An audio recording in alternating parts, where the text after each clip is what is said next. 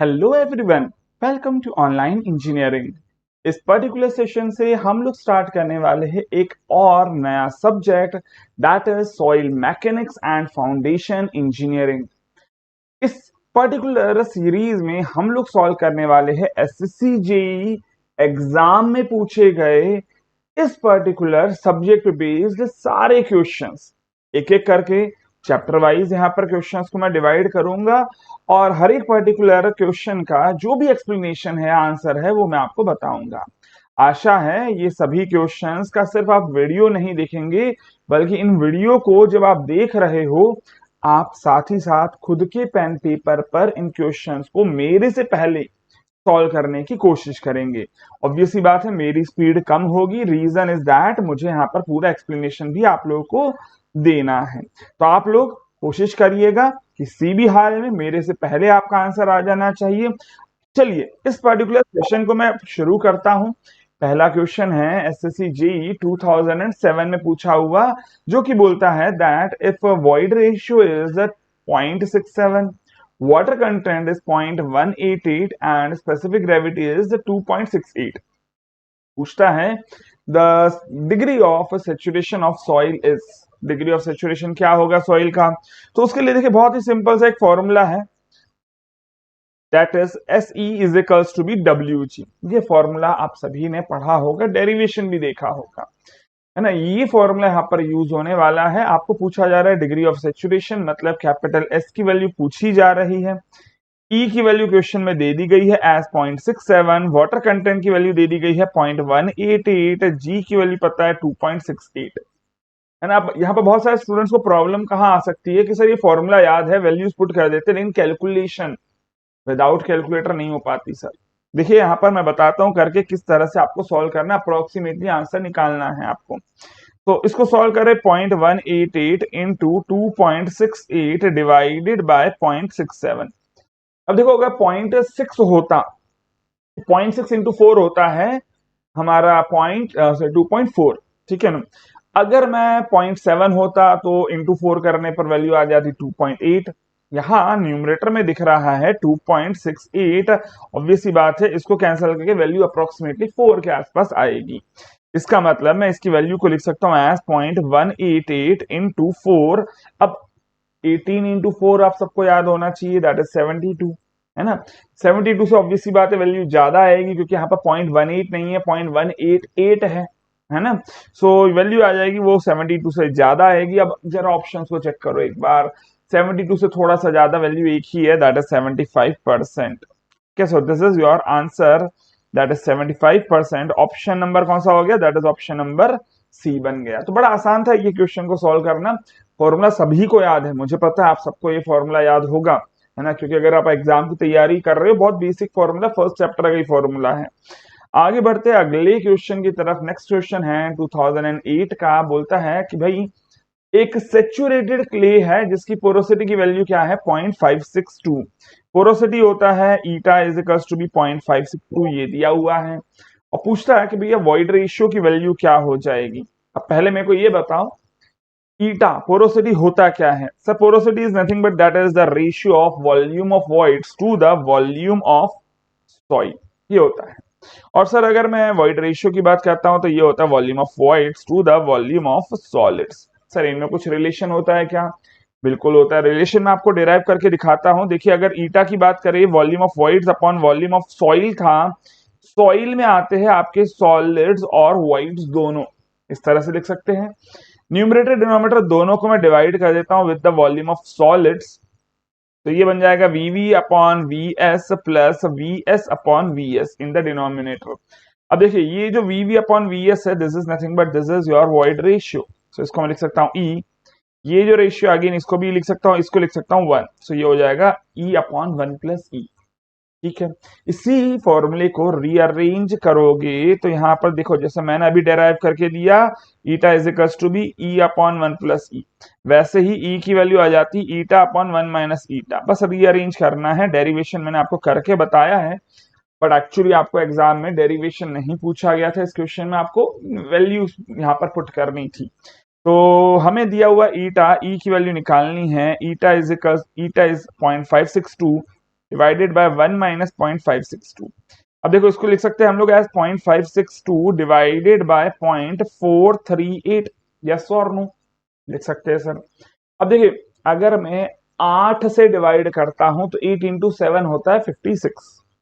ठीक है सर, तो ये हो जाएगा 7, है ना, और 8 इंटू 5 करता हूं तो 40 आता है, 5.5 करूंगा तो 44 आ जाएगा। तो ये दिख रहा है 44, है ना, आप यहाँ पर 100 से मल्टीप्लाई कर दीजिएगा दोनों को, आपको दिख जाएगा 56 और 44। सो दिस इज योर 5.5। इसको मैं लिख सकता हूँ एज 14 डिवाइडेड बाय 11।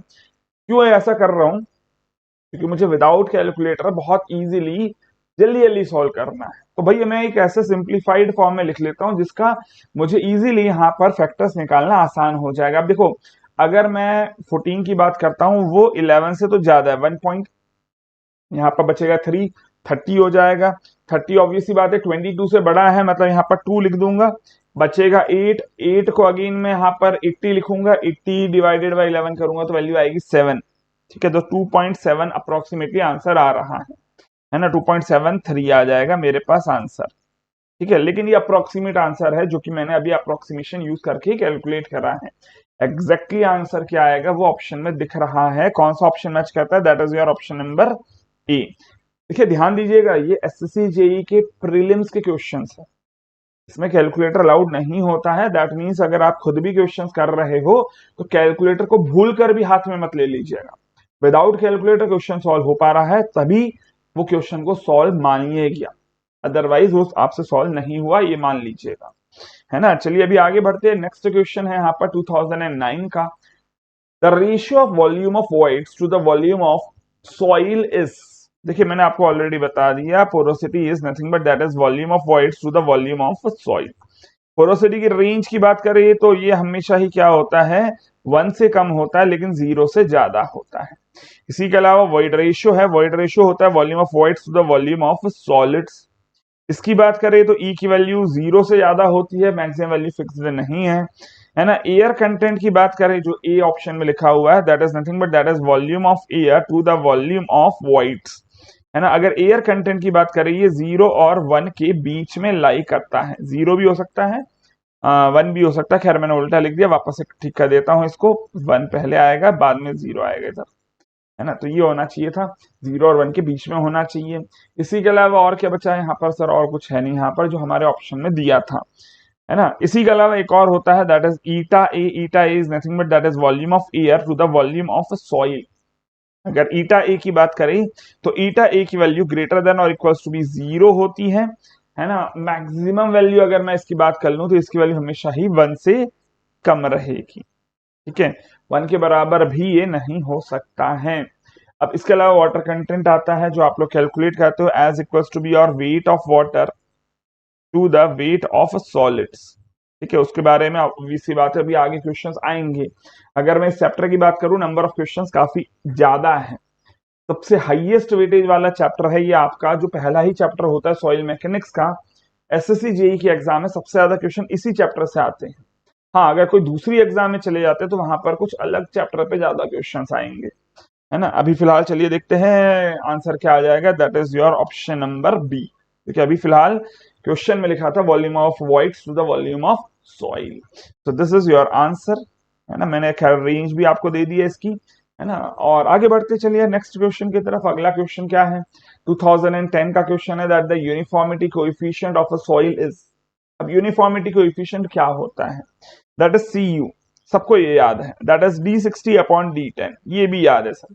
अब D60 और D10 क्या होता है, तो उसके लिए ग्राफ याद दिला रहा हूं। ग्राफ में एक तरफ लिखा देता हूं परसेंटेज फाइनर और इस तरफ लिख देता हूं पार्टिकल साइज, है ना। तो पार्टिकल साइज की वैल्यू अगर यहाँ पर बढ़ रही है तो परसेंटेज फाइनर भी उसके लिए बढ़ता है ना। लेट अस सपोज कि इस तरफ बढ़ रहा है वैल्यू धीरे धीरे, तो ये जो ग्राफ बनता है कुछ इस तरह का बनता है।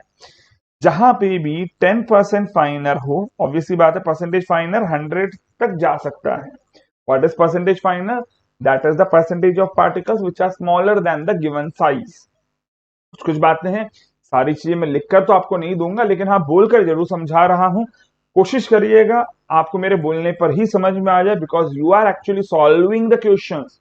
और मैं ये एक्सपेक्ट करता हूँ क्वेश्चन सॉल्व करने के पहले आपने कम से कम ये सब्जेक्ट को पढ़ा है ना। अगर पढ़ा हुआ है तो जरूर आपको परसेंटेज फाइनल का मतलब पता है, नहीं भी पता है तो मैंने आपको रिवाइज करवा दिया, लिख कर देने की अभी जरूरत नहीं है। बट D10 क्या होता है? सर 10% फाइनल के करस्पॉन्डिंग जो भी पार्टिकल साइज होती है उसको D10 बोला जाता है। तो 10% के करस्पॉन्डिंग यहां पर देखिए तो D10 इधर कहीं आएगा। In the same way 60% final के करस्पॉन्डिंग जो वैल्यू होगी उसको बोलते हैं हम लोग D60। So this is D60। Obviously बात है कौन बड़ा है? देखिए इस ग्राफ में मैंने आपको पहले ही बोल दिया, राइट हैंड साइड जाने पर वैल्यूज बढ़ रही है ना। तो कौन है राइट हैंड साइड में, D10 की D60? Sir D60 is the size जिससे 60% छोटे हैं। D10 वो साइज है जिससे 10% पार्टिकल छोटे हैं। ऑब्वियसली बात है अगर कोई ऐसा है जिससे सभी या फिर ज्यादा छोटे पार्टिकल्स है उससे, ऑब्वियसली बात है उसकी साइज ज्यादा होगी। यहां पर मैं लिख सकता हूं D60, फिर D30 और D10। कुछ इस तरह का सीक्वेंस बनता है इन तीनों का। ये तीन इसलिए लिखा है क्योंकि यही तीन काम आएंगे अभी आपको आगे भी, है ना। तो अगर मैं यहाँ पर बात करूं तो ऑब्वियसली बात है D60 की वैल्यू हमेशा क्या होगी, या तो ज्यादा होगी या फिर बराबर होगी for the value of D10। इसलिए इसकी वैल्यू जो होगी वो हमेशा ही 1 से ज्यादा या फिर 1 के बराबर होती है। CU की बात करें अगर 2 से कम हो तो हम सॉइल को बुला लेते हैं एज यूनिफॉर्मली ग्रेडेड सॉइल। क्या बुलाते हैं उसको? As the uniformly graded soil. लेकिन अगर आप बोल रहे हो कि नहीं भाई आपकी सॉइल जो है वो वेल ग्रेडेड है, तो इसकी वैल्यू 4 से ज्यादा होनी चाहिए for the well graded gravels. For well graded gravels, देखो भाई सारी बातें पता होनी चाहिए सीयू के बारे में। सीयू की वैल्यू 6 से ज्यादा होनी चाहिए अगर आप किसी सैंड को वेल ग्रेडेड बुला रहे हो तो, ठीक है। जिस तरह से सीसी की बातें हैं वैसे ही आपको सीयू की बातें वैसे ही आपको सीसी की बातें भी पूछी जा सकती हैं। सीसी की बात करें तो सीसी होता है D30 का square divided by D10 into D60। और सीसी की वैल्यू होनी चाहिए between 3 and 1 for the soil to be called as well graded soil. ठीक है, मैंने आपको जो भी कॉन्सेप्ट्स आप लोग पढ़ते हो इस पर्टिकुलर ग्राफ से वो मैंने आपको शॉर्ट में बताए हैं। फिलहाल आंसर मिल चुका होगा, दैट इज ग्रेटर देन और equals to be 1 which is given in your option number D. तो बड़ा आसान था ये क्वेश्चन को सॉल्व करना भी। अगेन नेक्स्ट क्वेश्चन देखते हैं। अगला क्वेश्चन 2010 का है। The coefficient of curvature for a well graded soil must be in the range of. देखो अगला क्वेश्चन वैसा ही है कि भैया सीसी की वैल्यू आपको पूछ रहा है। सीसी की वैल्यू मैंने आपको बता दी 3 और 1 के बीच में होनी चाहिए। And what is CC? That is nothing but that is the coefficient of curvature. किसके बारे में बताता है? ये बताता है about the slope, about the slope of curve. कौन सा curve? Particle size distribution curve. ठीक है, सो समझ में आ गया। 1 और 3 के बीच में तो ऐसा कुछ ऑप्शन ही नहीं है यहाँ पर। That is given in your option number D, none of these. क्यों? क्योंकि आंसर होना क्या चाहिए 1 और 3 के बीच में, क्योंकि है ही नहीं ऑप्शन में। चलिए आगे बढ़ते हैं, नेक्स्ट क्वेश्चन देखते हैं। अगला क्वेश्चन क्या बोलता है? 2011 का क्वेश्चन है। Relative density of a compacted dense sand is approximately equal to। अब देखिए रिलेटिव डेंसिटी होता क्या है? ID, that is nothing but that is E max minus E upon E max minus E minimum. अब देखो अगर ID की value exactly 1 है इसका मतलब क्या है कि ई और ई मैक्स में से अगर बात करें एग्जैक्टली 1 आ रहा है रेशियो, इसका मतलब क्या? न्यूमरेटर डिनोमिनेटर बराबर है। मतलब ई की वैल्यू किसके बराबर है? ई मिनिमम के बराबर है। ई की वैल्यू किसके बराबर है? ई मिनिमम के बराबर। And what is E? E is nothing but that is the natural soil void ratio. ठीक है, या फिर प्रेजेंट सॉइल का जो भी वॉइड रेशियो है उसको आप ई बोलते हो। ई मैक्स मतलब जब मैक्सिमम वॉइड रेशियो था, ई मिनिमम मतलब जब मिनिमम वॉइड रेशियो था। तो अगर मैं ये बोल रहा हूँ कि भैया आईडी की वैल्यू 1 है इसका मतलब ई की वैल्यू ई मिनिमम है। दैट मीन्स भाई वॉइड रेशियो की वैल्यू मिनिमम कब होगी? जब सॉइल कैसी हो जाएगी? That is in the densest state. Yes और नो? ठीक है, इसी तरह से अगर आईडी की वैल्यू अगर 0 है इसका मतलब कि ई की वैल्यू क्या हो जाएगी? देखो न्यूमरेटर 0 हो जाएगा। न्यूमरेटर 0 मतलब ई की वैल्यू ई मैक्सिमम। और अगर ऐसा है कि भैया वॉइड रेशियो मैक्सिमम है इसका मतलब सॉइल का है वो लूजेस्ट स्टेट। कैसा है सॉइल का? वो लूजेस्ट स्टेट है सॉइल का। ठीक है, अब देखो क्वेश्चन में एक्चुअली जो सवाल पूछा है वो वैल्यूज की रेंज नहीं पूछी है। अगर मैं आईडी की रेंज बोलूं तो आईडी की रेंज होती है 0 और 1 के बीच में। ठीक है, ये आईडी की रेंज है। अभी फिलहाल रेंज नहीं पूछी है, और अगर आपको रेंज पता हो तो एटलीस्ट डी ऑप्शन पे तो आप कभी भी टिक नहीं करते। ठीक है, पहली बात, अगर आपको रेंज पता है तो आप डी पर तो कभी टिक नहीं करते। दूसरी बात, आपको ये चीज पता है कि अगर आईडी की वैल्यू ज्यादा है इसका मतलब सॉइल डेंस है, और अगर आईडी की वैल्यू कम है तो सॉइल लूज है। क्वेश्चन में कैसी सॉइल दी गई है? क्वेश्चन में दी गई है dense soil, compacted dense soil, yes और नो। और अगर से कॉम्पैक्टेड है इसका मतलब कि इसका जो वॉइड रेशियो है वो ई मिनिमम के पास होगा, है ना। अब अगर फील्ड पर आपने कॉम्पैक्शन किया है तो 100% कॉम्पैक्शन नहीं हो पाता है, थोड़ा बहुत कुछ कम कॉम्पैक्शन होता है, जिसके कारण मैक्सिमम जो कॉम्पैक्शन होने पर मिनिमम वैल्यू आती थी वॉइड रेशियो की वो नहीं पहुंच पाएगी, 1 तक नहीं पहुंच पाएगा आईडी, लेकिन चलिए 1 के आसपास रहेगा, that is around 0.95 which is given in your option number C.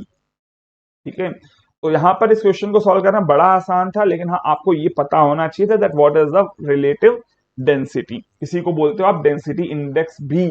ठीक है, तो दोनों नाम आपको याद होने चाहिए। आगे बढ़ते हैं, नेक्स्ट क्वेश्चन 2011 का क्वेश्चन है, और ये जो क्वेश्चन है ये डायरेक्टली आपको फॉर्मूला ही पूछ रहा है। अब देखिए, फॉर्मूले का डेरिवेशन एग्जाम टाइम पर बिल्कुल नहीं करना है। अगर आपको ये क्वेश्चन आपकी भी एग्जाम में आ जाए भैया, ये भूल जाओ कि आप डेरिवेशन करोगे एग्जाम टाइम पर, नहीं हो सकता, इतना टाइम नहीं है आपके पास।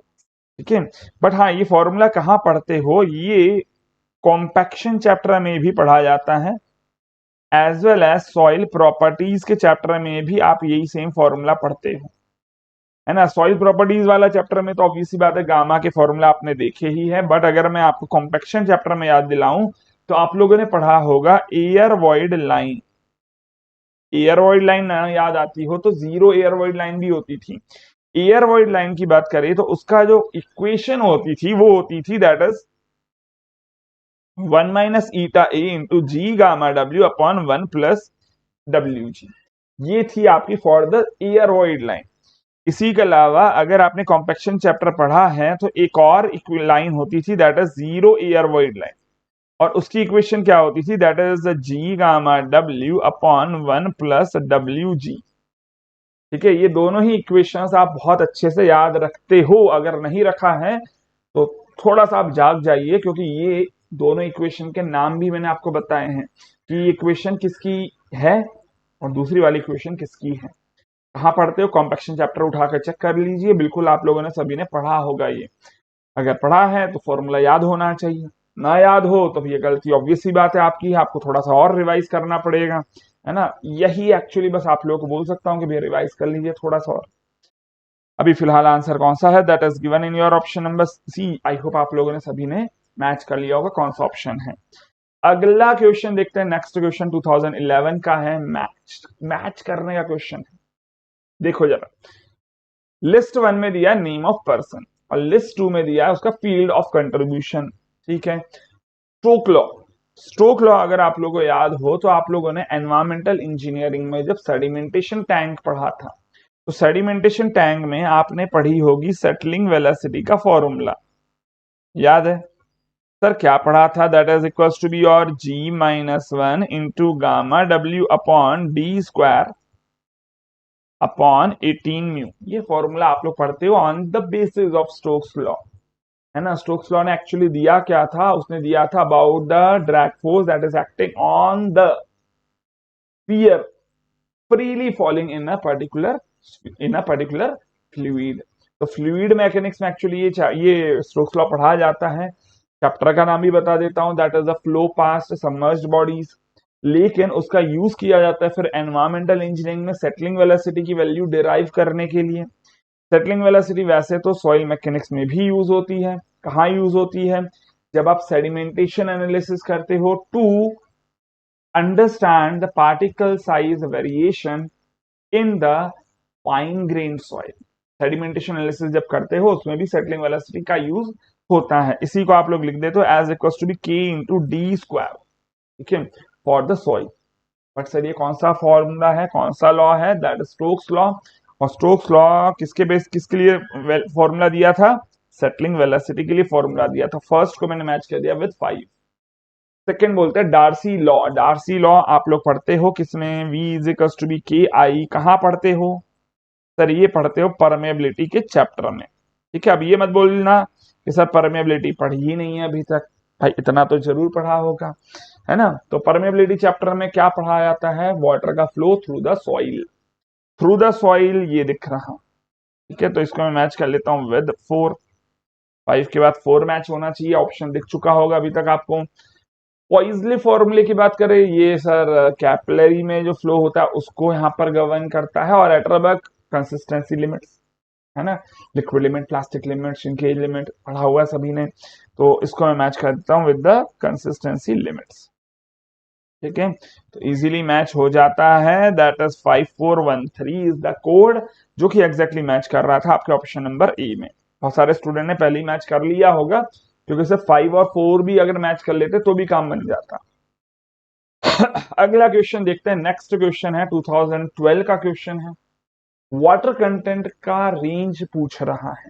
देखो अब रेंज पूछ रहा है, तो उसके पहले आपको पता होना चाहिए that is nothing but that is the ratio of weight of water to the weight of solids.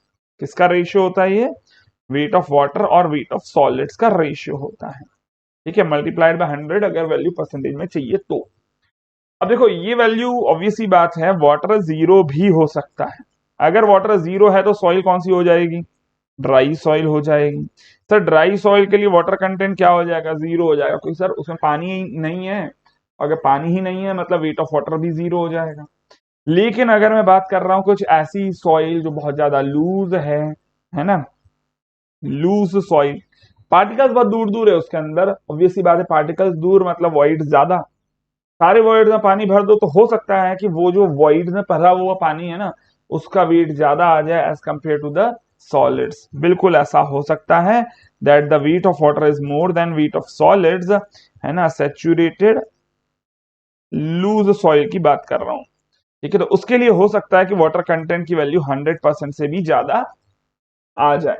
बाकी ऑब्वियसली बात है 0 से 100 तो होती ही है नॉर्मल वैल्यू, तो ऑब्वियसली बात है it can be greater than 100 ये बोला जा सकता है। ये जरूरी नहीं है 0 और 100 के बीच में ही हो हर बार वैल्यू, 100 से वैल्यू ज्यादा हो सकती है।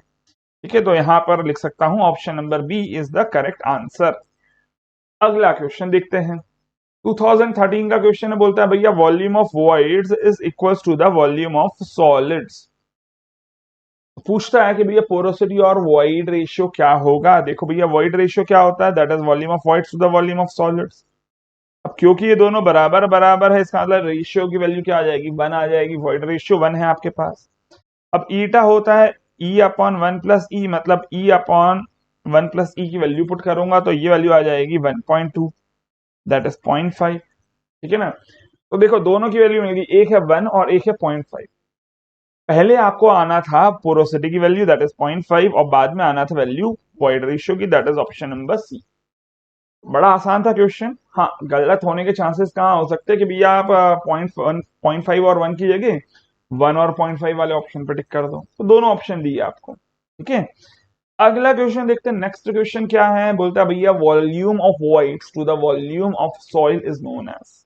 देखो भाई volume of voids to the volume of soil is known as eta porosity. पहले भी ये क्वेश्चन आया था, है ना। इसी के अलावा इसमें कंफ्यूज होते हैं अधिकतर, volume of voids to the volume of solid जो होता है ना वो होता है आपका वॉइड रेशियो। तो इन्हीं दो में अधिकतर स्टूडेंट्स कंफ्यूज होते हैं। फिलहाल आंसर मिल गया है, that is option number A. तो बड़ा आसान था ये क्वेश्चन भी। यहाँ पर आगे बढ़ते हैं, नेक्स्ट क्वेश्चन अगला क्या बोलता है, 2014 का क्वेश्चन है, that the fundamental equation of void ratio, specific gravity, water content and degree of saturation is. भैया फॉर्मूला आपको मैंने आपको ऑलरेडी ये वाला फॉर्मूला बताया, that is nothing but that is S is equals to be W G, है ना। पहले ही क्वेश्चन में ये फॉर्मूले का यूज हुआ है। बाकी डेरिवेशन तो मैंने आपको बहुत बार बताया है, सेम यूट्यूब चैनल पे ऑलरेडी भी कुछ काफी सारे वीडियोस हैं, है ना। तो मैं ये आशा करूंगा कि आप लोगों ने डेरिवेशन देखा हुआ है। ठीक है, S E is equals to be W G, जो कि मैच करता है आपके ऑप्शन नंबर ए से ही। चलिए अभी आगे बढ़ते हैं, अगला क्वेश्चन बोलता है कि भैया फाइननेस मॉडुलस एक सैंड की 2.5 है, तो उसको मैं क्या बुलाऊंगा। सबसे पहली बात समझिए, आप लोग क्या करते हो, सबसे पहले यहां पर लिखते हो सीव साइज, अलग अलग साइज की सीव लेते हो और उसमें चेक करते हो कि कितना वेट ऑफ सॉइल रिटेन करा। ठीक है, तो वेट रिटेन्ड ऑन ईच सीव आप ये कैलकुलेट करते हो और उसके बाद आप कैलकुलेट करते हो cumulative weight retained, cumulative weight retained. ठीक है, वैल्यूज परसेंटेज में कैलकुलेट की जाएगी। अब अगर मैं यहां पर बात कर रहा हूं total summation of percentage weight retained in each sieve divided by 100, तो ये जो रेशियो होता है इसको बोला जाता है एज फाइननेस मॉडुलस। ठीक है, अब अगर किसी सीव पे ज्यादा वेट रिटेन हो रहा है, मतलब देखिए यहां पर होगा मान लीजिए 20 mm, यहाँ होगा 10 mm, यहाँ होगा 5 mm, है ना, 5 तो नहीं होता है, 4.75 लिया जाता है। ठीक है, चलिए इसी के अलावा 2.36 mm, 1.18 mm और 0.075 mm, ये स्टैंडर्ड वैल्यूज नहीं है। वैसे स्टैंडर्ड वैल्यूज आपको आईएस कोड में मिल जाएंगी कि कौन कौन से सीव साइज यूज किए जाते हैं, बट सभी सीव्स में अगर मैं क्यूमुलेटिव वेट रिटेन का जो ये वाला हमारा कॉलम है इसकी वैल्यूज को एड अप कर देता हूं, तो उस एडेड वैल्यू को डिवाइडेड बाय 100 करूंगा तो ये वैल्यू ज्यादा तभी आएगी जब क्यूमुलेटिव वेट रिटेन ज्यादा हो। मतलब ऊपर से ही जो यहाँ पर हमारे पास सीव आ रही है उसमें पहले से ही वेट रिटेन ज्यादा आ जाए, मतलब यहाँ पर अगर वेट रिटेन ज्यादा होगा तो नीचे वाले में भी वैल्यू ज्यादा आएगी। आया ना? ठीक है ना, इसका मतलब कि ओवरऑल समीशन वैल्यू तभी ज्यादा आएगी जब पहले से वैल्यू ज्यादा आती जा रही है, मतलब साइज ऑफ पार्टिकल बड़ा हो तो, है ना। तो यहां पर ये बात को ध्यान दीजिएगा, fineness modulus is directly proportional to the grain size. क्यों ऐसा? क्योंकि सर अगर ग्रेन साइज ज्यादा हुई तो ज्यादा वेट रिटेन होगा और क्यूमुलेटिव वेट भी ज्यादा आएगा। ठीक है ना, लेकिन अगर मैं फाइननेस मॉडुलस की बात करता हूं और उसकी वैल्यू 2.2 से लेकर 2.6 के बीच में हो तो आप बोलते हो सॉइल को एज फाइन सैंड, और अगर इसकी वैल्यू होती है 2.6 से 2.9 के बीच में तो आप सैंड को बुला लेते हो एज मीडियम सैंड, और अगर इसकी वैल्यू 2.9 से लेकर 3.2 के बीच में हो तो आप सॉइल को बुला लेते हो एज कोर्स सैंड।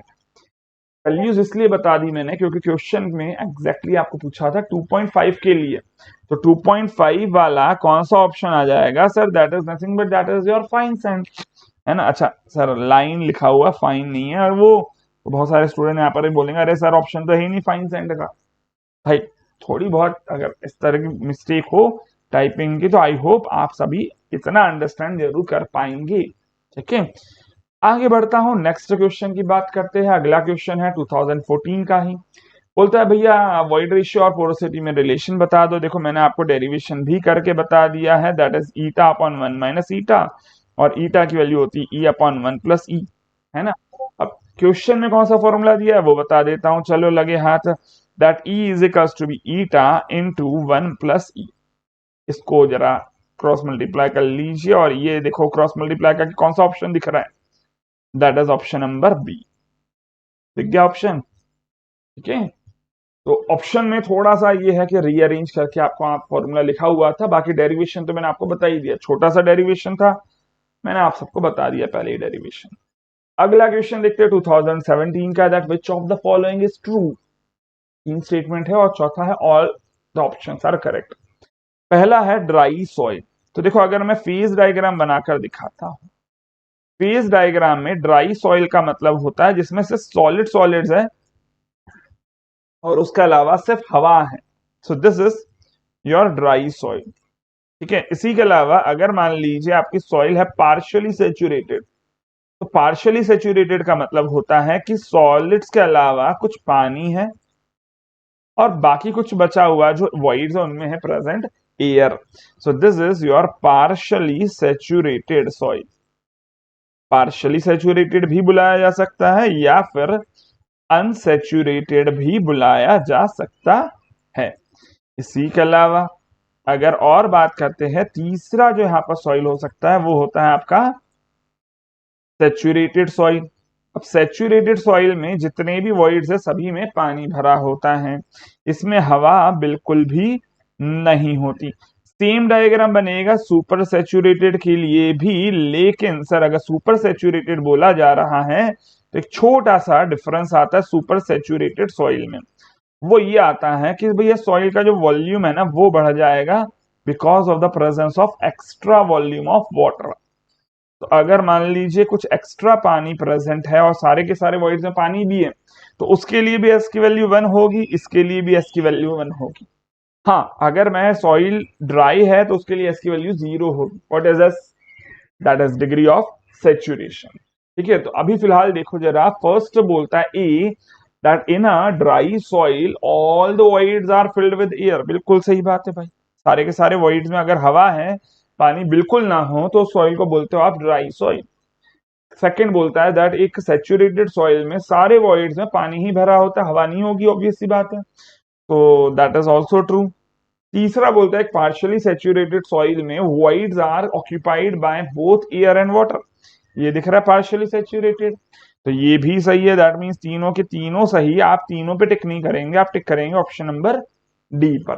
ठीक है, किस पे टिक कर दोगे? ऑप्शन नंबर डी पर टिक कर दोगे।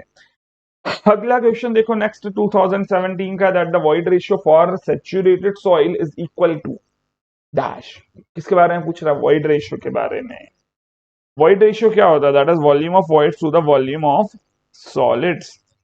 यस और नो, यही होता है ना। लेकिन अगर मैं वॉल्यूम ऑफ वॉइड्स की ही बात कर लेता हूं, वॉल्यूम ऑफ वॉइड्स को ही हम लोग यहां पर काम करते डिवाइड कर देते हैं by the weight of water. तो इसको भी लिख देता हूं volume of solids to the weight of water, इस तरह से लिख देता हूं। और देखो वेट ऑफ वाटर मैंने क्यों लिखा है, उसको मैंने इसलिए लिख दिया क्योंकि हमारे पास फॉर्मूले में चाहिए weight of sorry water content. Water content होता है क्या? That is wait of water upon weight of solids, है ना। तो चलिए इसको यहां पर जरा वापस से लिखता हूं, सुनिएगा ध्यान से देखिएगा।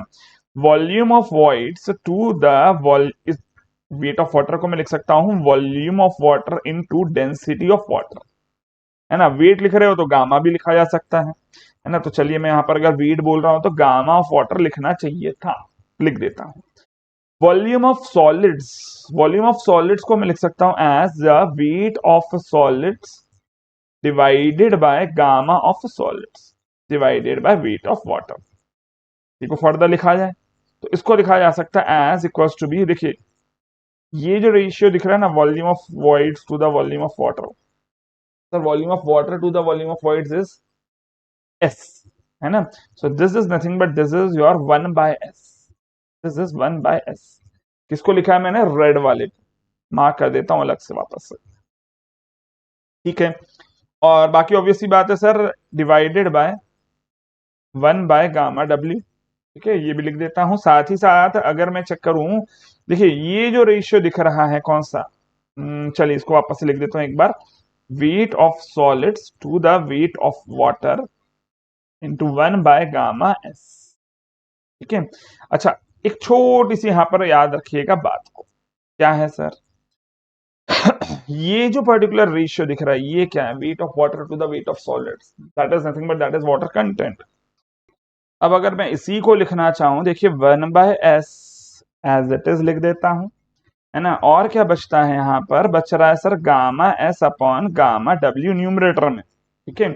और ये जो पर्टिकुलर रेशियो है that is wait of water upon weight of solid, वो इनवर्सली में लिखा है, मतलब यहाँ आएगा 1 बाय स्मॉल डब्ल्यू।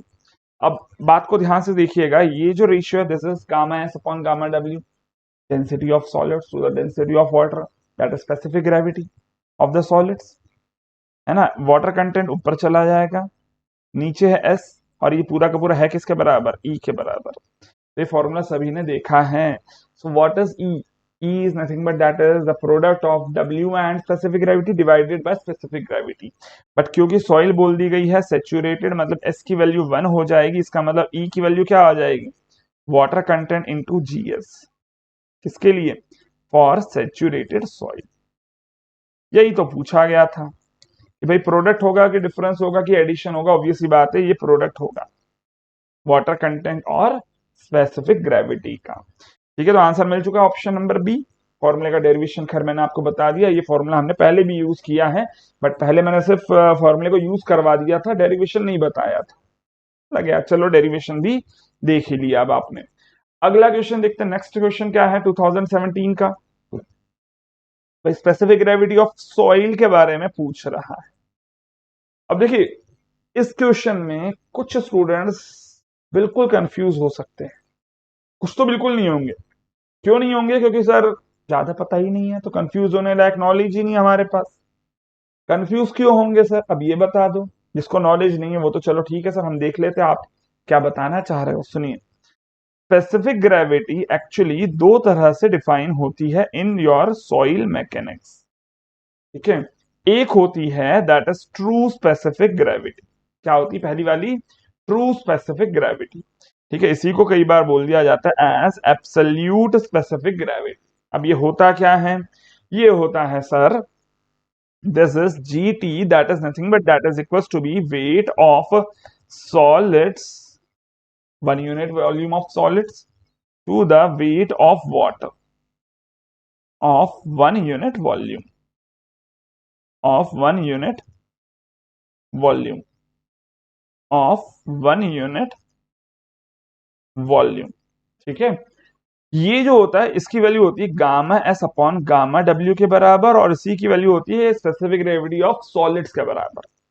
इसी के अलावा एक और होता है that is apparent specific gravity, या फिर जिसको बोला जाता है मास स्पेसिफिक ग्रेविटी। ठीक है, अब मास स्पेसिफिक ग्रेविटी जो होता है ये होता है जीएम, जिसको बोला जाता है as equals to be weight of 1 unit volume of soil, 1 unit volume of soil to the weight of 1 unit volume of water. दो होते हैं भाई यहाँ पर, स्पेसिफिक ग्रेविटी की बात कर रहे हैं हम लोग। यहाँ पर ये दो स्पेसिफिक ग्रेविटी होती है और इसको बोला जाता है जीएम। इसकी वैल्यू होती है equals to be G T into gamma W upon 1 + E. ठीक है, ये होता है हमारा, में से भी जीएम हटा दीजिए, ये आ जाएगा जी टी अपॉन 1 + ई। ठीक है, ये होता है रिलेशन। ठीक है, या फिर इसी को जीएम को लिख सकते हैं as equals to be gamma of soil to the gamma of water.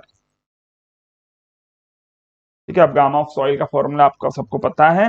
अगर मैं ड्राई की बात कर रहा था तो ये फॉर्मूला बनता है, अदरवाइज अगर आपको मैं गामा का फॉर्मूला पूछूं तो गामा का फॉर्मूला क्या होता है? That is G plus S E into gamma W upon 1 + E. ये फॉर्मूला अगर पूरा यूज करते हो आप लोग फॉर एनी सॉइल तो ये फॉर्मूला बन जाएगा जी टी प्लस एस ई अपॉन 1 + ई। अब ध्यान दीजिएगा, ये जो फॉर्मूला है ना गामा का, इसमें जो स्पेसिफिक ग्रेविटी होती है वो जी टी होती है, ट्रू सॉलिड्स की स्पेसिफिक ग्रेविटी। और अगर मैं जीटी की बात करूं तो जीटी की वैल्यू ऑब्वियसली बात है हर बार ज्यादा होती है, और इसकी वैल्यू होती है अराउंड 2.6 से लेकर 2.75 के बीच में। वहीं इसी के अलावा अगर मैं मास स्पेसिफिक ग्रेविटी की बात करता हूं तो इसकी वैल्यू होती है अराउंड 1 पॉइंट, ये वेरी करती है, डिपेंड करता है सॉइल कैसी है ना। तो इसकी वैल्यू वेरी करती है बिटवीन 1.5 से लेकर 2 के बीच में, या 2.1 तक भी जा सकती है कुछ बहुत ज्यादा हैवी सॉइल हुई तो। बट बात को समझना, अब इस क्वेश्चन में एक्चुअली आपको पूछा है specific gravity of soil. Soil की कौन सी स्पेसिफिक ग्रेविटी? इनमें से सॉइल मतलब जिसमें सॉइल का मास लेते हो आप, है ना। सॉइल का मास किसमें लिया है, पहले वाले में कि दूसरे वाले में? ट्रू में कि एपेरेंट में? सर एपेरेंट में। एपेरेंट की वैल्यू क्या होती है सर? 2 से कम होती है। सेचुरेटेड कंडीशन में हो सकता है 20 kN/m³ आप लिख दो, या हो सकता है 21 लिख दो आप, है ना, value of gamma of saturated soil. लेकिन जनरली वो वैल्यू 20 से कम रहती है, किसकी? गामा की वैल्यू। और अगर गामा की वैल्यू 20 से कम है सॉइल की, तो ऑब्वियसली बात है उसकी जी की वैल्यू 2 से कम होगी। ठीक है, for most of the soil it's value is less than 2। ये आप टिक करोगे अगर सॉइल के बारे में पूछा जा रहा है तो। ठीक है, फॉर जीएम। बट अगर मान लीजिए यहां पर लिखा होता सॉइल सॉलिड्स, अगर क्वेश्चन में लिखा होता सॉइल सॉलिड्स, तो आप वैल्यू लिखते जीटी की। ठीक है, और जीटी की वैल्यू होती है 2.6 से 2.7। तो उस केस में ये आंसर बन जाता फॉर जीटी। ठीक है, लेकिन अभी फिलहाल जीटी के लिए नहीं पूछा है, पूछा गया है सॉइल मास के लिए। और अगर सॉइल मास के लिए पूछा गया है तो आंसर क्या होगा? Should be less than 2। General value जो होती है वो 2 से कम होती है। हाँ, अगर जीटी मतलब सॉलिड्स के लिए पूछा गया होता तो वैल्यू 2.5 से ज्यादा होती। That is option number D. अच्छा, और भी यहाँ पर दो ऑप्शन है, उन पे भी ध्यान दे दो सर थोड़ा। पहला ऑप्शन बोलता है कि भैया ये वैल्यू सेम होती है for the clay and sand. ऐसा बिल्कुल भी नहीं है। क्योंकि भाई ये तो इस पर डिपेंड करेगा that what is the parent rock constituents, है ना, और उसकी वेदरिंग कितने अच्छे से हुई है, इस पे डिपेंड करेगा। सॉइल की बात कर रहे हैं तो ये सॉइल की स्पेसिफिक ग्रेविटी वॉइड्स पे भी डिपेंड करती है, पार्टिकल्स की साइज पे भी डिपेंड करती है, फोर्स ऑफ अट्रैक्शन पे भी डिपेंड करती है, बहुत सारे वैल्यूज पे डिपेंड करती है। इसलिए ये वैल्यू सेम नहीं हो सकती for the clay as well as for the sand. गलत है पहला ऑप्शन तो। दूसरा बोल रहा है हाइड्रोमीटर से इसको डिटरमाइन किया जाता है। देखो हाइड्रोमीटर बिल्कुल स्पेसिफिक ग्रेविटी बताता है। कुछ बोलेंगे नहीं नहीं सर गलत बोल दिया आपने, गलत नहीं बोला है मैंने, सुनिए बात को। हाइड्रोमीटर बिल्कुल स्पेसिफिक ग्रेविटी बताता है, लेकिन किसकी स्पेसिफिक ग्रेविटी बताता है? ये बताता है आपको specific gravity of any layer of liquid, any layer of liquid. ठीक है, लिक्विड की कोई भी लेयर की स्पेसिफिक ग्रेविटी बताता है, सॉइल की नहीं बताता है। गड़बड़ हो गई यहां पर, इसका मतलब सेकंड ऑप्शन भी गलत है ना, बिल्कुल सेकंड ऑप्शन गलत है। लेकिन भाई हाइड्रोमीटर क्या बताता है पता हो, ये बताता है specific gravity of the liquid layer, fluid layer. ठीक है, आंसर मिल चुका है ऑप्शन नंबर बी, बी नहीं सॉरी सी था, लेस देन 2। नेक्स्ट क्वेश्चन है 2017 का कि भैया डेंसिटी इंडेक्स क्या इंडिकेट करता है? तो देखो डेंसिटी इंडेक्स इंडिकेट करता है E max upon E max minus ई अपॉन ई मैक्स माइनस ई मिनिमम। मैंने आपको पहले ही बता दिया कि अगर आईडी की वैल्यू 0 है इसका मतलब सॉइल अपने लूजेस्ट स्टेट में है, बता चुका हूं। और अगर आईडी की वैल्यू 1 है इसका मतलब सॉइल अपने डेंसेस्ट स्टेट में है, ये भी बता चुका हूं, हाँ या ना। और अगर सॉइल में आईडी की वैल्यू ज्यादा है इसका मतलब वो सॉइल डेंस है, आईडी की वैल्यू कम है इसका मतलब वो लूज है। सिंपल सी बात, मतलब लूजनेस और डेंसनेस के बारे में बताता है आईडी। कौन सा ऑप्शन दिख रहा है? रिलेटिव कॉम्पैक्टनेस के बारे में बताता है। ठीक है, किसके बारे में बताता है? Relative compactness with respect to the densest और द लूजेस्ट स्टेट। ठीक है, तो बड़ा आसान था ये क्वेश्चन भी। अगला देखते हैं नेक्स्ट क्वेश्चन क्या बोलता है 2017 का, that if pores of soil are completely filled with air only. मतलब क्या है, सारे के सारे वॉइड्स में अगर हवा ही है इसका मतलब पानी बिल्कुल भी नहीं है। और अगर पानी बिल्कुल भी ना हो तो ऐसी सॉइल को क्या बुलाते हो आप? Dry soil. ड्राई सॉइल के लिए एस की वैल्यू क्या होती है? 0 होती है। ड्राई सॉइल का गामा क्या होता है? That is G gamma W upon 1 plus e. याद रख लेना सारी चीजें यार, इकट्ठी याद होनी चाहिए। ठीक है, बाकी इसी के अलावा अगर एसी की वैल्यू की बात करें तो एसी की वैल्यू 1 होती है। ठीक है याद रख लीजिएगा। ठीक है, चलिए आगे यहां पर आंसर मिल चुका था ऑप्शन नंबर सी, इजीली टिक करेंगे। फिलहाल आगे बढ़ेंगे। अगला क्वेश्चन बोलता है कि भाई अगेन बहुत सिंपल सा क्वेश्चन है कि वॉइड रेशियो की वैल्यू दे दी गई है 0.5 और पूछता है पोरोसिटी की वैल्यू क्या होगी। भैया फॉर्मूला सबको पता है, बोलो यस और नो पता है? हाँ सर पता है। ई की वैल्यू है 0.5 डिवाइडेड बाय 1 प्लस 0.5, सो ये वैल्यू आ जाएगी 1/3 मल्टीप्लाइड बाय 100 कर दो ताकि वैल्यू परसेंटेज में आ जाए, तो ये आ जाएगा 33.33%। आसान था क्वेश्चन, आया ना। फॉर्मूला भी मैंने डेराइव करके दे दिया है वैसे तो, है ना। और बात को ध्यान से समझिए, ये है पहला सेशन, चैप्टर मैंने शुरू करा है सॉइल प्रॉपर्टीज। इंपॉर्टेंट बात ये है कि ये जो चैप्टर है ना एसएससी जेईई एग्जाम के लिए सबसे इंपॉर्टेंट है। तो अगर आप इस चैप्टर के क्वेश्चंस कर रहे हो अभी फिलहाल वीडियो में मेरे साथ, तो मैं ये चाहूंगा कि आप पहले इस चैप्टर को बहुत अच्छे से रिवाइज कर लीजिए। ठीक है, रिवाइज करने के लिए यहाँ पर ऑलरेडी कोर्सेज कंप्लीटेड फॉर्म में एप्लीकेशन पे अवेलेबल है। बेहतर होगा अगर आपने कुछ भी ना पढ़ा हो तो पहले आप फुल कोर्स को पढ़े जिसमें सारे कंसेप्ट वगैरह बताए हुए हैं। और अगर आपने पढ़ा हुआ है, आपके पास नोट्स ऑलरेडी बने हुए हैं, तो कम से कम आप उनको रिवाइज करके आइए, तब क्वेश्चंस कीजिए। ठीक है, अगर बिल्कुल नहीं पढ़ा तो वो भी सॉल्यूशन है, और अगर पढ़ा हुआ है तो एटलीस्ट उन नोट्स को आप पहले रिवाइज करके आइए खुद से, और फिर क्वेश्चंस को बिल्कुल यहाँ पर सॉल्व करते हैं, है ना। इस सेशन को फिलहाल मैं एंड कर रहा हूं क्योंकि एक ही सेशन में सारे क्वेश्चंस तो मैं नहीं करवाने वाला हूं अभी आपको। ऑब्वियस सी बात है, स्टूडेंट्स को भी ब्रेक चाहिए, थोड़ा टीचर को भी ब्रेक चाहिए। चैप्टर पे क्वेश्चंस अभी और बाकी है। मिलते हैं अगले सेशन में कुछ और नए कंसेप्ट्स और क्वेश्चंस के साथ। तब तक लगातार पढ़ते रहे, बढ़ते रहे। Happy engineering.